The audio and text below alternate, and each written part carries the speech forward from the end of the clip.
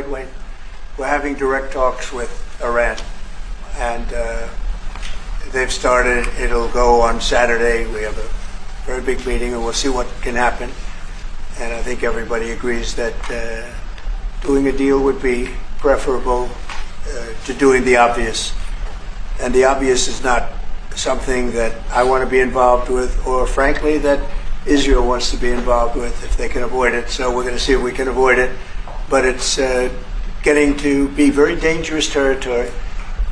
And hopefully those talks will be successful. And I think it would be in Iran's best interests if they are successful.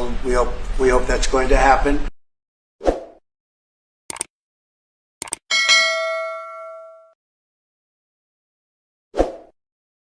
مذاکره با آمریکا را امام هم ممنوع اعلام کردن، بنده هم ممنوع اعلام کردن.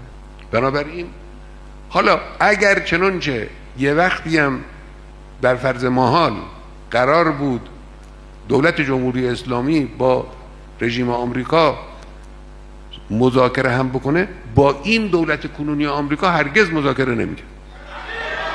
مذاکره با آمریکا را امام هم ممنوع اعلام کردن، بنده هم ممنوع اعلام کردن. ما اگر چنانچه بریم مذاکره کنیم، قطعا این مذاکره به ضرر ما تمام خواهد شد. بر فرض محال قرار بود دولت جمهوری اسلامی با رژیم آمریکا مذاکره هم بکنه، با این دولت کنونی آمریکا هرگز مذاکره نمیکنه. با یه چنین دولتی مذاکره نباید کرد. مذاکره کردن عاقلانه نیست، هوشمندانه نیست، شرافتمندانه نیست. اولین باره که ما میشنویم که آمریکا در تماس مستقیم داره با ایرانی ها. میشه به ما اطلاعات بیشتری بدید که در چه سطحی هست این گفتگو؟ در سطح خیلی بالا.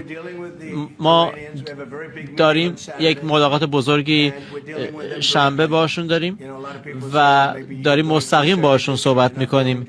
بعضی میگن که نه شاید غیر مستقیم باشه از طرف کشورهای دیگر. نه، داریم مستقیم باشون صحبت میکنیم و شاید به توافقی برسیم و این عالی خواهد بود و خیلی عالی خواهد بود برای ایران. اینو بهتون بگم که برای به نفع ایران هست.